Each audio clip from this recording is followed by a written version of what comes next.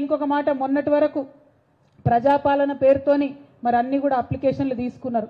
1,20,00,000 అప్లికేషన్లు వచ్చినాయని చెప్తున్నారు. నిజంగా కూడా అప్లికేషన్లు ఎందుకు తీసుకున్నారో ఇంతవరకు ప్రజలకు అర్థమైతలేదు, ప్రభుత్వానికి అర్థమైతలేదు.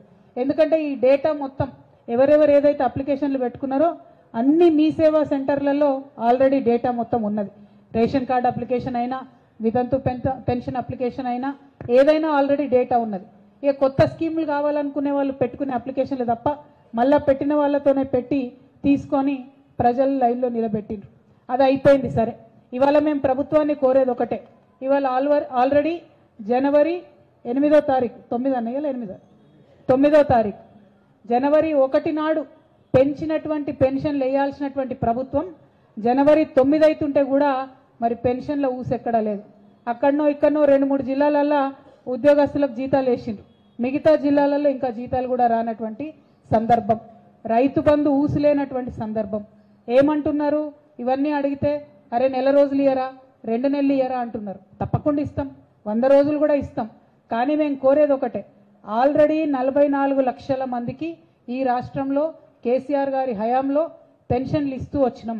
కేవలం ఎవరికైతే వస్తున్నాయో వాళ్ళకే మీరు పెంచి వేయండి పెన్షన్. దానిలో పనేం లేదు కదా, కొత్తగా డేటా తీసుకునే అవసరం లేదు కదా, అప్లికేషన్ తీసుకునే అవసరం లేదు కదా, దానికి సమయం ఎందుకు?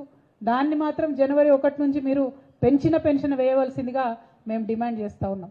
అంతేకాకుండా ఇంకొక మాట ఇచ్చింది ఈ ప్రభుత్వం, 100 యూనిట్ల కన్నా తక్కువ కరెంటు బిల్లు ఉంటే కట్టే అవసరం లేదని చెప్పింది. ఇవాళ మహబూబ్ నగర్ జిల్లా 200 యూనిట్లు, మహబూబ్ నగర్ జిల్లా ప్రజలందరికీ కూడా మేము పిలుపునిస్తూ ఉన్నాం. 200 యూనిట్ల కన్నా తక్కువ మీకు బిల్లు వస్తే కరెంటు బిల్లు కట్టకూరి. మీరు ఎందుకోసం అని చెప్తా ఉన్నాం ఈ మాట అంటే, మీరు కట్టుడెందుకు, వాళ్ళు మళ్ళీ మనకు వాపస్ ఇచ్చుడెందుకు? కట్టకుంటే మంచిగా ఉంటుంది, ప్రభుత్వానికి కూడా ఈజీగా ఉంటుంది. కాబట్టి కట్టకుండా ఉండండి అని కూడా మీ అందరికీ నేను మనవి చేస్తూ ఉన్నాను. ఇట్లా ఒక్కొక్కటి వాళ్ళు చెప్పినవి కొన్ని చేసే ప్రయత్నం చేస్తున్నారు.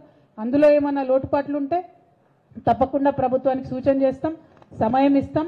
100 రోజుల తర్వాత బీఆర్ఎస్ పార్టీ కార్యకర్తల నాయకులందరూ సిద్ధంగా ఉండాలి. మళ్ళా మనం ఉద్యమం చేపట్టాల్సి ఉంటుంది. ప్రజలకు సౌకర్యం కలిగే విధంగా, ఈ ప్రభుత్వం ఇచ్చినటువంటి మాట నిలబెట్టుకునే విధంగా, ప్రజలకు హక్కులు సాధించి పెట్టడానికి, వారి పక్షాన పోరడానికి బీఆర్ఎస్ కార్యకర్తలందరూ కూడా సిద్ధంగా ఉండాలని ఈ సందర్భంగా పిలుపునిస్తా ఉన్నాం.